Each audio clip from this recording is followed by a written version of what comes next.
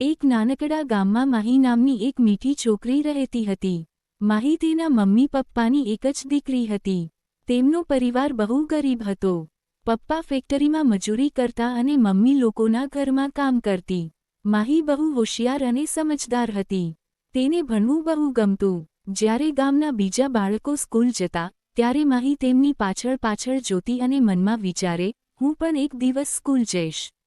પણ તેના પપ્પા કહેતા, દીકરીને એટલું ભણવાની શું જરૂર? તારે તો સાસરે જવાનું છે. માહી પ્રેમથી કહેતી, પપ્પા, મને ભણવા દો ને. હું મોટી થઈને મોટું કામ કરીશ.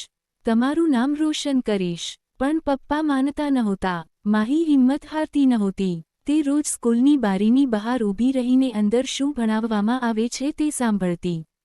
પાડોશના બાળકો પાસેથી જૂની પુસ્તકો લાવતી અને ઘરે જઈને ભણતી. કાગળ ન મળે તો ધૂળમાં લાકડીથી લખવાની પ્રેક્ટિસ કરતી.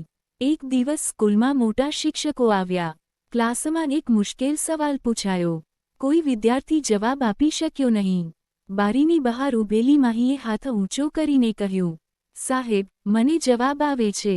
બધા આશ્ચર્યથી તેની તરફ જોવા લાગ્યા. માહીએ સાચો જવાબ આપી દીધો. શિક્ષકો ખૂબ ખુશ થયા. તેમણે પૂછ્યું, તું ક્લાસની બહાર કેમ ઊભી છે? જ્યારે તેમને ખબર પડી કે માહી ગરીબીના કારણે ભણી શકતી નથી, ત્યારે તેમણે કહ્યું, આજથી માહી સ્કૂલમાં ભણશે. તેનો બધો ખર્ચ અમે ઉઠાવશું. માહી ખૂબ ખુશ થઈ ગઈ. હવે તે બારીની બહાર નહીં, પણ ક્લાસમાં બેસીને ભણવા લાગી. વર્ષો પસાર થયા. માહીએ ખૂબ મહેનત કરી. અંતે તે મોટી થઈને કલેક્ટર બની ગઈ. ગામમાં બધાએ તેનું સન્માન કર્યું. પપ્પાને સમજાયું કે દીકરી પણ દીકરાથી ઓછી નથી. માહી આજે પણ ગરીબ બાળકોને ભણવામાં મદદ કરે છે. નૈતિક મહેનત અને હિંમત હોય તો કોઈ પણ સપનું સાકાર થઈ શકે. દીકરીઓ પણ દીકરાથી ઓછી નથી.